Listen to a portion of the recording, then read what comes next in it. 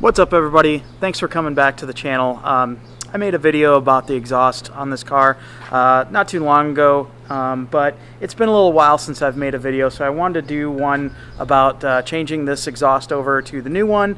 Unfortunately, some of the footage kind of is a little bit too zoomed out, and you get these edges here that you may see right about here.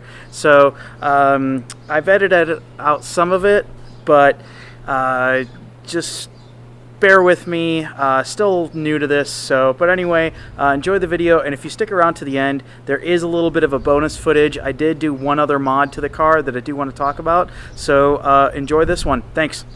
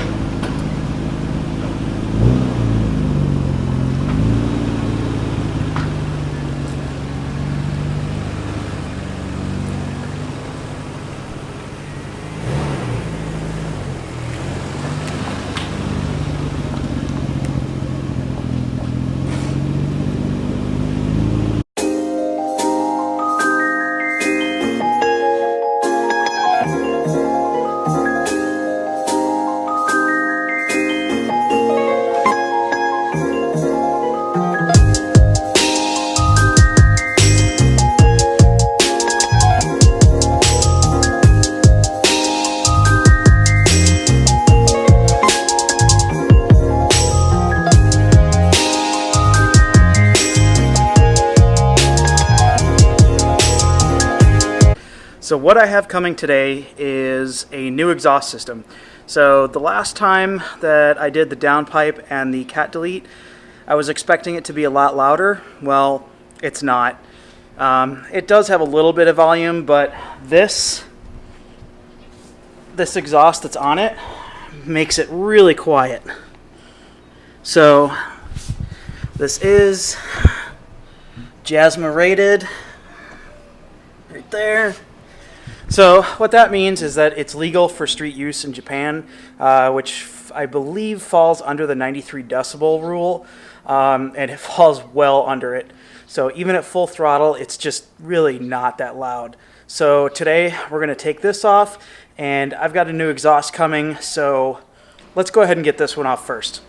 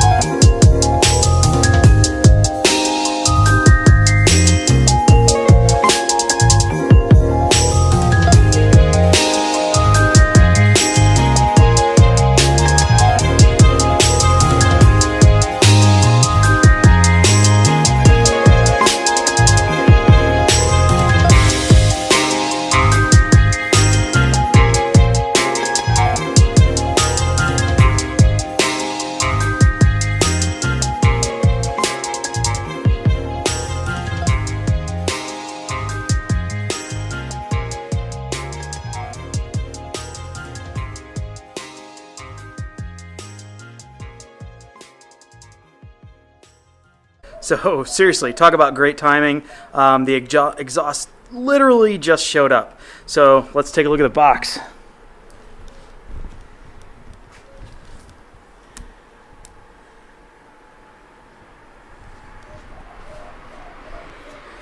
So I did order an ISR exhaust. Technically, they do not make an exhaust for the GTR. This is actually a GTS-T exhaust. It's still full 3-inch. As far as I know, it fits.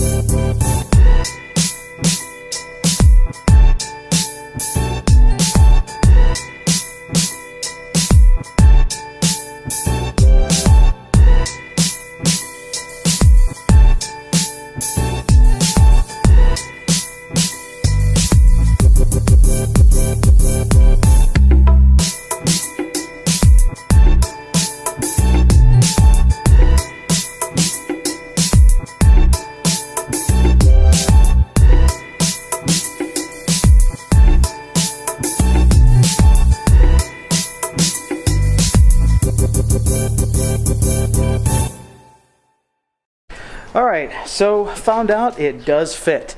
Couple little things though, I did have to relocate some of the exhaust hangers. That could be just because of the way the exhaust was that I currently had on it, but it does have the correct brackets for the exhaust hangers to be in the right spots. The one thing I didn't quite like about it though is that it sits very, very close to my bumper. So I'm sure a little bit of finagling could probably drop it down a little bit. The other thing is this silencer was awful to get out of the tip of this. I had to work it back and forth and it was way harder than it really should have been. Anyway, let's go ahead and start this thing up and see how it sounds.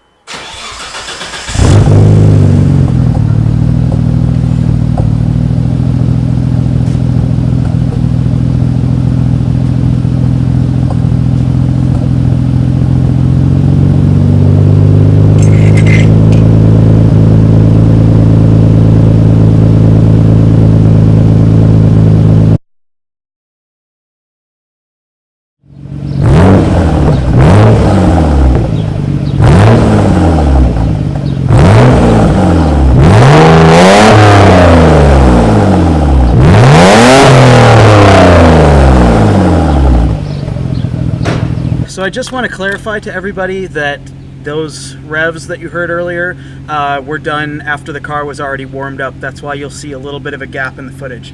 But let's go take this thing for a drive. This is with windows down. This is at about 45 miles an hour, 5th gear, just cruising. Windows open, and it's really not that bad in the cabin. You know, it doesn't have a ton of drone. Off throttle, it's almost silent. Let's give it a little bit of a rip down the street. It is kind of some traffic out, so I don't know how fast I'll be able to get it up to or how many RPMs, but we'll give it a shot.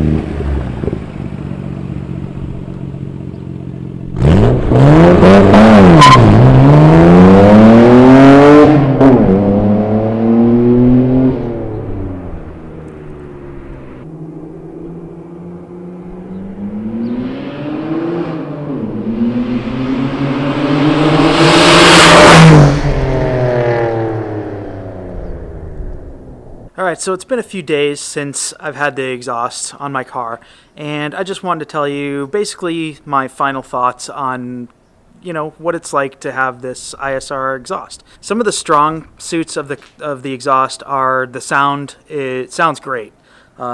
It's amazing with the downpipe and the cat delete. So it sounds fantastic. Looks great from behind the car.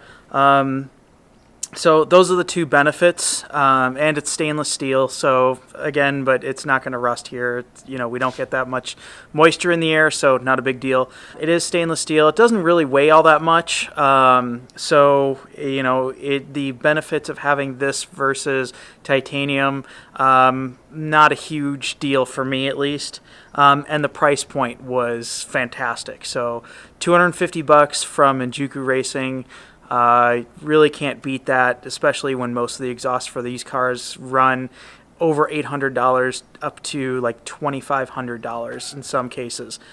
A few of the negatives, they're kind of minor, and it may just be my particular GTR. Now, again, this exhaust is originally designed for a GTS-T, but because they're both coupes, they should fit very similarly, so some of these very minor details may just be mine. So what I want to show you is just a little bit of nitpick on my part.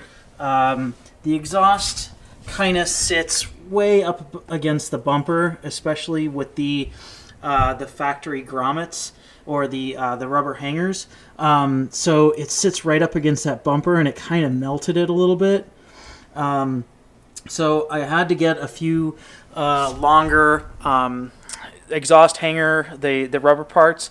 So I kind of brought it down a little bit. I may still have the hangers extended a little, just to bring it down a little bit more. The other thing is, if I had it differently, I would have liked to maybe have it stick out a little bit further beyond the bumper, like maybe to about where my finger is. And then the canister is a little bit on the small side.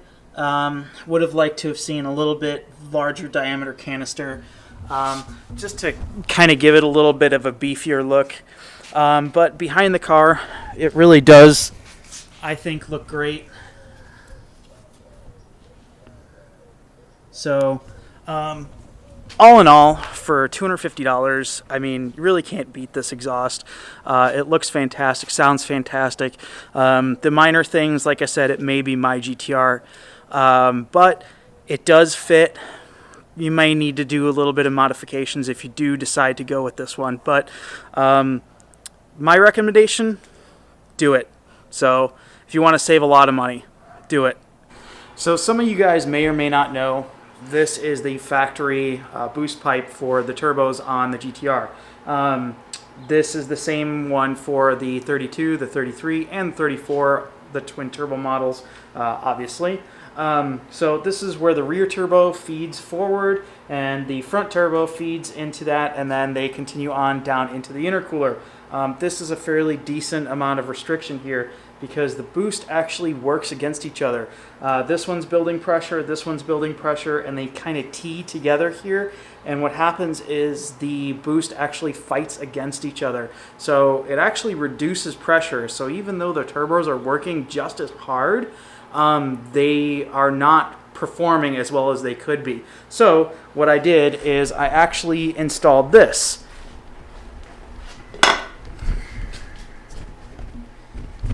Let me just, okay.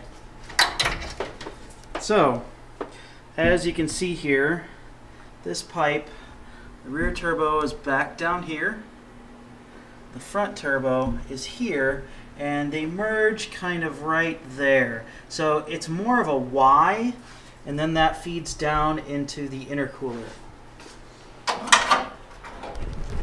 So what that means is the boost actually merges further downstream, and it's not as turbulent when they do merge together.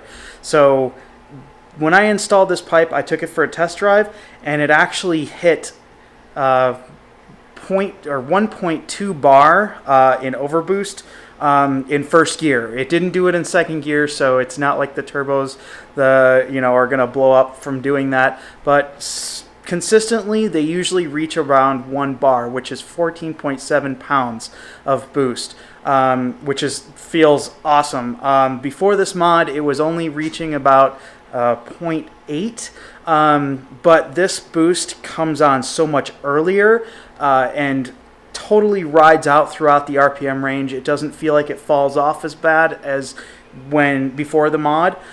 So the price on this one, I found it used. It was just a takeoff from another car that went to a single turbo, but I got a really great deal on it. I got it for $100. So it was a fantastic purchase, and that'll go great with another mod that's coming later on down the line. But I know some of the other merge pipes can be expensive. The Nismo version runs around $1,500 and is very hard to find. The Greddy one is around $900, but it comes with, I think, all the intercooler pipes, so that one's actually pretty decent, but still on the pricey side. It is Greddy. But if you can find a similar pipe to this for your GTR, I would absolutely recommend doing it. So thanks, guys. Thanks for watching, and I'll see you in the next video.